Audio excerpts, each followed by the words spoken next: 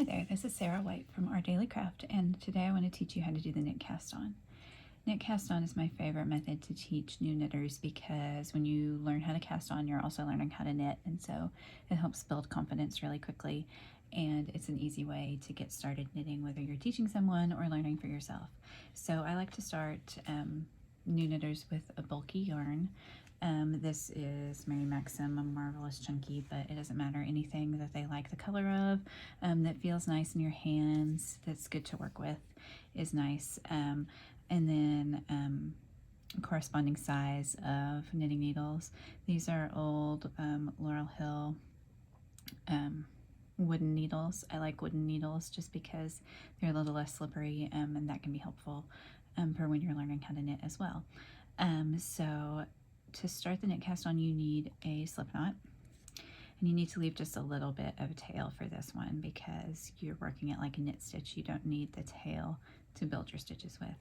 So to make the slip knot, you just start with the yarn like this, and I like to say that you make like an E with the yarn, and so your tail is here and it loops over itself, and then you pull the ball end through that loop, and then see as you begin to pull it, it tightens.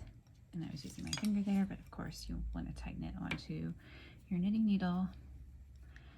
And then you want it to be not too tight and not too loose, which is a little hard to explain, but see how it can move on the needle. It's not like so choked up that it's hard for it to slide, but it's also not so loose that it just would like come right off the needle. So just kind of a gentle in between sort of place. Now I tend to knit with the yarn in my right hand, so that's what I'm going to show first. But you take the needle with the knot on it, which will count as your first stitch, into your left hand, and then you put the needle with no stitches on it in your right hand. You take the point of the needle underneath from front to back, so you're going under the stitch into the loop. And then really when you're starting to knit, it almost doesn't matter which hand you use because there's going to be a lot of like dropping and moving around and adjusting. It's good to hold onto both needles with your left hand or with whichever hand you're not using to move the yarn. So to do it with your right hand, then you would wrap around the back needle, and then this is the part that's the trickiest for people to learn, is that because you kind of have to push that right needle from the back to the front while keeping that loop on the right hand needle. And then you just lift it up, you make it big so that you can slide it onto the left hand needle, and then you pull on the working yarn so that that stitch becomes about the same size as your original stitch. Now let's do that again. So you take your right hand needle from front to back. If you wanted to move the yarn with your left hand instead, my daughter's left-handed, so I know how to do this as well, you would take it over that back one, and then again you're slipping the right hand needle from the back to the front underneath that original stitch so that it makes a loop. You pull it up, you take it off the right hand needle, and then you snug. There's a variation of this called cable cast on, which is where you, instead of going into the stitch, you would go between the stitches, and that gives a little bit of a different look, and that's a fine one to try as well. But for total beginners, I like to do the knit cast on. As you get the hang of it, it goes a little faster. It's still slower than like if you really know how to long tail cast on, but it gives you the look of a row of knitting because you basically are knitting on the stitches. As you go, you can just slide them down. And then, so my common first teaching project is a garter stitch scarf, which is normal, but so you can have them, you know, cast on, or if you're doing it for yourself, cast on maybe 12 stitches, 2, 4, 6, 8. That's going to be a pretty narrow scarf, but you know, however many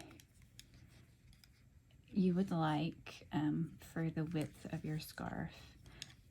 But that's like enough time usually once you've gotten a good handful of stitches on your needle that you're getting the idea of how to make stitches, right?